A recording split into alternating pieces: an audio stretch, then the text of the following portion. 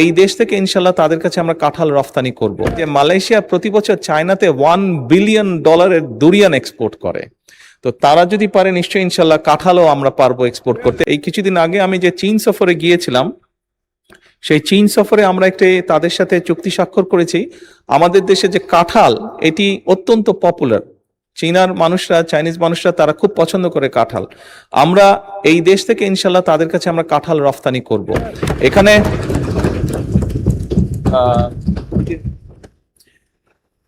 এখানে আরেকটি কথা মাননীয় স্পিকার আমি প্রসঙ্গক্রমে বলি। এখানে চীনের যাবার আগে আমি মালয়েশিয়াতে গিয়েছিলাম এবং মালয়েশিয়ান প্রধানমন্ত্রী জনাব আনোয়ার ইব্রাহিম কথা প্রসঙ্গে আমাকে জানিয়েছেন ওনাদের ওখানে একটি ফল হয় দুরিয়ান, দেখতে অনেকটা কাঁঠালের মতন, কাঁঠালের কাজিন। কথা প্রসঙ্গে উনি আমাকে জানিয়েছেন যে মালয়েশিয়া প্রতি বছর চায়নাতে $1 বিলিয়ন দুরিয়ান এক্সপোর্ট করে, তো তারা যদি পারে নিশ্চয়ই ইনশাল্লাহ কাঁঠালও আমরা পারবো এক্সপোর্ট করতে এবং